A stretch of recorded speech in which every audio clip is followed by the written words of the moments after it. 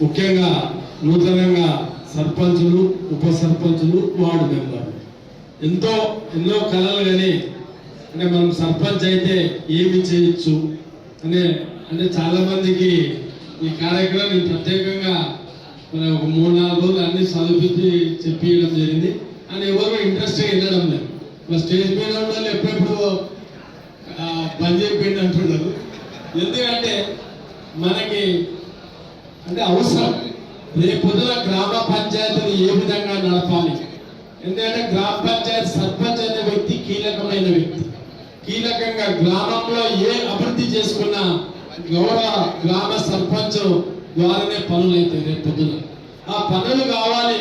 మన నిధులేమి మనం ఏ విధంగా రేపు పొద్దున ప్రజలకు మన్ననలు పొందే విధంగా గ్రామాన్ని అభివృద్ధి చేసుకోవచ్చు. ఎందుకంటే చాలా మంది ఇప్పుడు సర్పంచులు కాకముందు ఆ సర్పంచ్ ఇట్లా తిట్టుకుంటుంటాం. ఎందుకంటే కరెంటు లైట్ పోయినా సర్పంచ్ అని తిడతారు, మోడీ ఎత్తకపోయినా సర్పంచ్ అని తిడతారు. అంటే ఒక గొప్ప అవకాశం గ్రామంలో గ్రామ సర్పంచ్కి వచ్చిన అవకాశం ఎవరికి రాదు.